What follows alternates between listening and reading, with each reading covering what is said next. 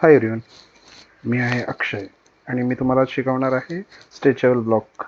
Stretchable block कसा बनवायचा. Basically आपण एक असेंब्ली घेतलेली आहे, त्याला आपण सगळ्यात पहिलं तर एक ब्लॉक बनवून घ्यायचा.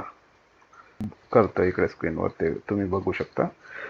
कंट्रोल शिफ्ट सी, एक बेस पॉईंट सिलेक्ट करायचा. त्याच्यानंतर कंट्रोल शिफ्ट व्ही, पुन्हा एकदा त्याच बेस पॉईंटला त्याला पेस्ट करायचं. हा झाला तुमचा एक ब्लॉक तयार. पण त्याच्यानंतर आपण एक विचार केला पाहिजे की आपण जो ब्लॉग बनवला होता त्याच्या खाली एक दुसरा ब्लॉग ऑलरेडी आहे.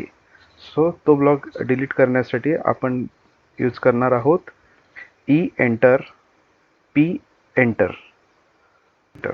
ओके. सो आता हा एकच ब्लॉक झालेला आहे. त्याच्या खालचा जो ब्लॉक होता तो डिलीट झालेला आहे, ते तुम्ही बघू शकता. हवं तर मी तो मूव्ह करून दाखवतो तुम्हाला. मी इकडे मूव्ह करतोय जस्ट. ओके. हा एकच ब्लॉक आहे. तर आपण त्याला आता बनवणार स्ट्रेचेबल ब्लॉक. हा जसं की तुम्ही बघू शकाल, हा आहे एक ब्लॉक. तो कुठूनही आपण स्ट्रेच केला तो स्ट्रेच नाही होते, तो एक फिक्स ब्लॉक तयार झालेला आहे. आपण त्याला स्ट्रेचेबल ब्लॉक बनवूयात. सगळ्यात पहिलं तर आपण त्याच्या ब्लॉक एडिटरमध्ये जाऊयात. माऊसचं राईट क्लिक करून सिलेक्ट करून ब्लॉक एडिटरमध्ये जायचं. त्याच्यानंतर आपल्या इकडे टूल्स आलेले असतात, जसं की हे लिनियर स्ट्रेच. तर आपण बघूयात, इथे क्लिक करूयात, त्याच्यानंतर इथे क्लिक करूयात. ओके. त्याच्यानंतर आपण काय करणार आहोत, आपल्याला हा पोर्शन स्ट्रेच करायचा आहे. हे तुमचं फिक्स राहील.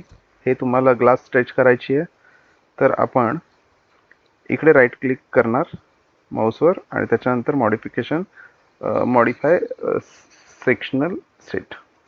ओके. त्याच्यानंतर आपण त्याला ओके सिलेक्ट आणि एंटर.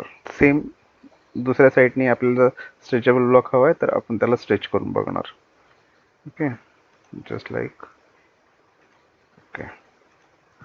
त्यानंतर आपण त्याला